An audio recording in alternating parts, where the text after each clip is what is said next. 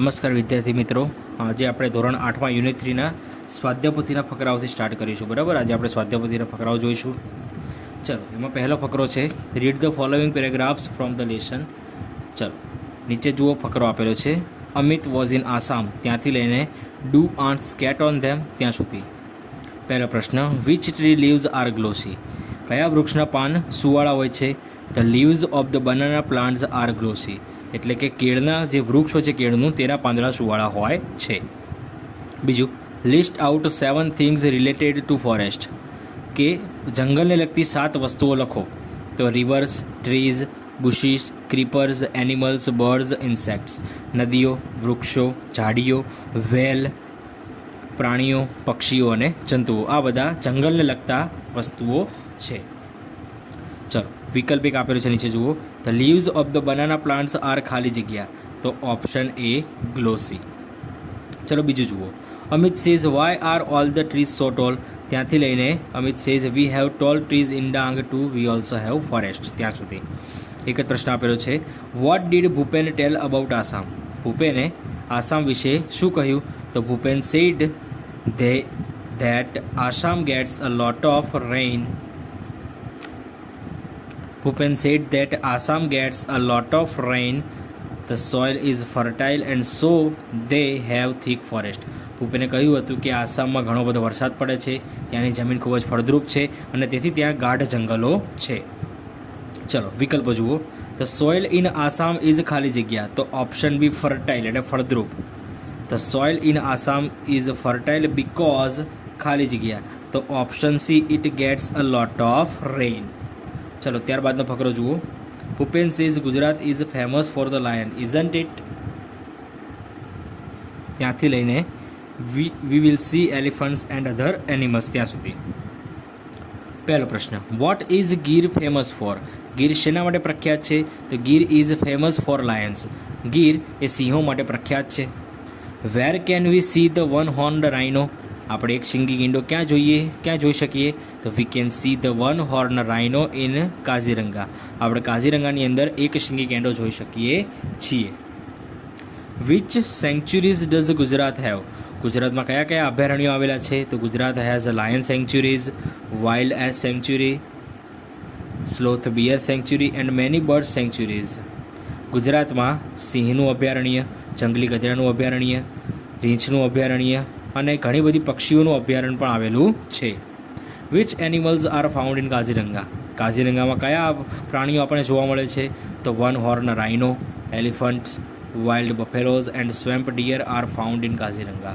એક શિંગી ગેંડો, હાથી, જંગલી ભેંસો અને હરણ કાઝીરંગાની અંદર આટલા પ્રાણીઓ જોવા મળે છે.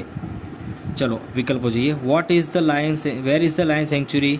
તો option D Gujarat. Kaziranga is famous for ખાલી જગ્યા, તો option A rhino, one horn rhino. Which of the following is found in Kaziranga? તો option A wild buffaloes. Okay, ચલો, ત્યારબાદ ચોથો ફકરો. Amit says will it be a real camp, ત્યાંથી લઈને Amit says I like it, ત્યાં સુધી. What will they enjoy at the camp, તેઓ કેમ્પમાં શેની મજા માણશે?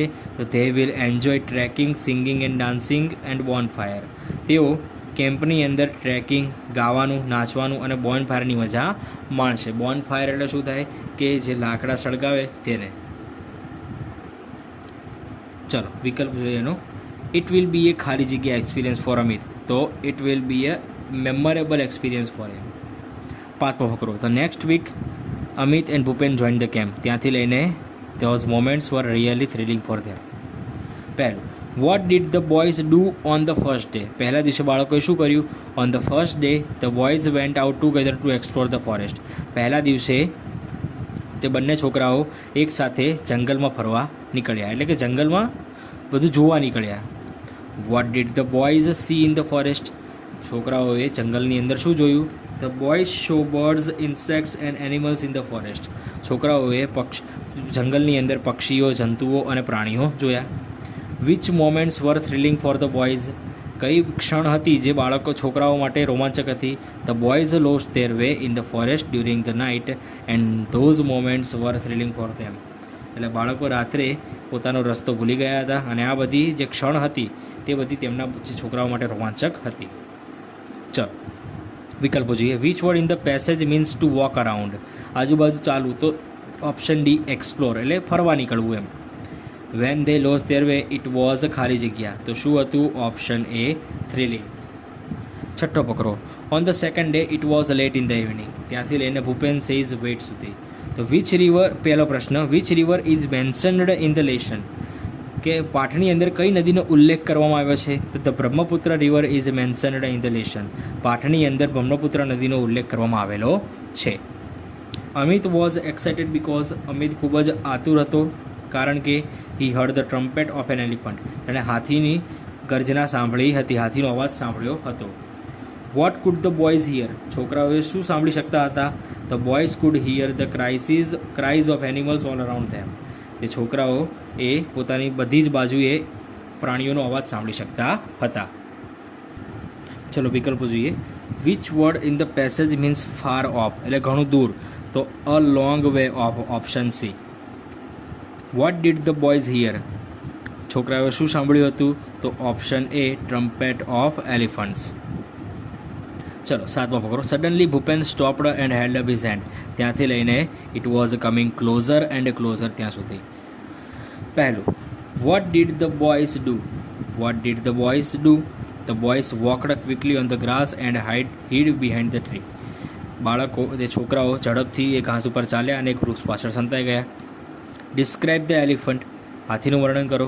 The elephant was big with white tusk, thick legs, big ears, small eyes and a long trunk. આ હાથી એ ખૂબ જ મોટો હતો, એક વિશાળ હાથી હતો કારણ કે આ હાથી એ લાંબા સફેદ દાંત, જાડા પગ, મોટા કાન, નાની આંખો અને એક લાંબી સૂંઢવાળો ખૂબ જ મોટો પ્રાણી હતું. ચલો વિકલ્પો જોઈએ. Which word in the passage means animals, animals એટલે પ્રાણી, તો ક્રિએચર એટલે પ્રાણી થાય. ચલો આઠમો પકડો જુઓ. Amit says Bhupen it's an elephant, ત્યાંથી લઈને હી વોઝ એન્જોઈંગ હિમસેલ્ફ, ત્યાં સુધી. ઓકે ચલો પહેલો પ્રશ્ન. What did the elephant do when he heard the boys, જ્યારે હાથીએ તે છોકરાઓને સાંભળ્યા ત્યારે હાથીએ શું કર્યું? When the elephant heard the boys he trumpeted loudly, જ્યારે હાથીએ તે બાળકોનો અવાજ સાંભળ્યો તેણે જોરથી ગર્જના કરી. વાય વોઝ ભૂપેન વરીડ, શા માટે ભૂપેન ચિંતાતુર હતો? Because the elephant was angry and it was just 30 feet away, કારણ કે હાથી ખૂબ જ ગુસ્સામાં હતો અને તે માત્ર તેમનાથી 30 પગલાં દૂર હતો. Whose sense of hearing was sharper, how do you know, કોની સૂંઘવાની શક્તિ ખૂબ જ તીક્ષ્ણ હોય છે અને તમને કેવી રીતે ખબર પડી? The elephant's sense of hearing was sharper because he heard the voices of the boys from far away, હાથીની સૂંઘવાની શક્તિ, સાંભળવાની શક્તિ ખૂબ જ તીવ્ર હોય છે કારણ કે તેણે ખૂબ જ દૂરના અંતરેથી તે બાળકોના અવાજ, છોકરાઓના અવાજ સાંભળી લીધા હતા. હિયરિંગ એટલે સાંભળવાનું, sorry. The elephant trumpeted loudly because he heard the voices of Bhupen and Amit, કારણ કે તેણે ભૂપેન અને અમિતનો અવાજ સાંભળ્યો હતો. Why was Amit enjoying himself, શા માટે અમિત પોતાની જાતને આનંદ માણી રહ્યો હતો? Because he had never seen a living elephant in his life, કારણ કે ત્યારે ક્યારેય પણ પોતાની સામે જીવંત હાથી જોયો હતો નહીં. આમાં છે એન્ડ સ્મેલ્ડ ધેમ ટુ, એટલે તેમને સૂંઘ્યા પણ હતા એવો. ચલો વિકલ્પો. Which word in the passage means spoke softly, ધીમેથી બોલવું, તો option D whispered. Bhupen was ખાલી જગ્યા, તો option C afraid.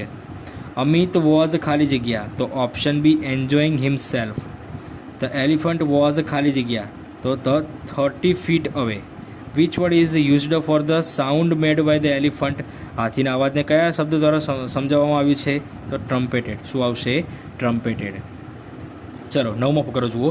Slowly the elephant came towards them, now he is 25 feet away, ત્યાંથી લઈને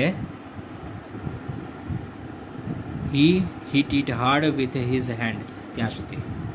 vote did Bhupen pull out of his pocket, ભૂપેને પોતાના ખીચામાંથી શું બહાર કાઢ્યું? તો Bhupen pulled out a big brown paper bag from his pocket, ભૂપેને પોતાના ખીચામાંથી એક મોટી કથ્થાઈ રંગની કાગળની કોથળી બહાર કાઢી. બીજું, vote did Bhupen say about the elephant, ભૂપેને હાથી વિશે શું કહ્યું હતું? Bhupen said that the elephant was going to attack them. ભૂપેને કહ્યું હતું કે હાથી તેમના ઉપર હુમલો કરવા જઈ રહ્યું છે. ચલો વિકલ્પો જોઈએ. ધ એલિફન્ટ વોઝ ખાલી જગ્યા, તો option B shaking his head in anger. The bag was like a ખાલી જગ્યા, અ બિગ બલૂન. શું આવશે? A big balloon, option C. 10મો ફકરો. What a loud sound it was, it echoed the forest. ત્યાંથી લઈને what a thrilling experience it was ત્યાં સુધી. પહેલું, what did the elephant mistake the sound of a paper bag for. હાથીને તે paper બેગનો અવાજ જતો કાગળની કોથળીનો, તેનો અવાજ કોના જેવો લાગ્યો? તો the elephant mistook the sound of the paper bag for a gun. હાથીને તે કાગળની કોથળીનો અવાજ એક બંદૂક જેવો લાગ્યો. How do you know the sound was loud. તમને કેવી રીતે ખબર પડી કે આ જે અવાજ ખૂબ જ મોટો અવાજ હતો? The sound was loud because it echoed in the forest. આ જે અવાજ હતો ખૂબ જ ઊંચો હતો કારણ કે તે આખા જંગલમાં ગુજ્યો હતો, તેનો પડઘો આખા જંગલમાં પડ્યો હતો. What did the elephant do. હાથીએ શું કર્યું? The elephant stopped, trumpeted angrily and turned away. He walked quickly through the tall grass and disappeared into the forest. હાથી થોભી ગયો, ઊભો રહી ગયો, જોરથી ગર્જના કરી ગુસ્સામાં, અને તેથી પાછો વળી ગયો, અને તે લાંબા ઘાસમાંથી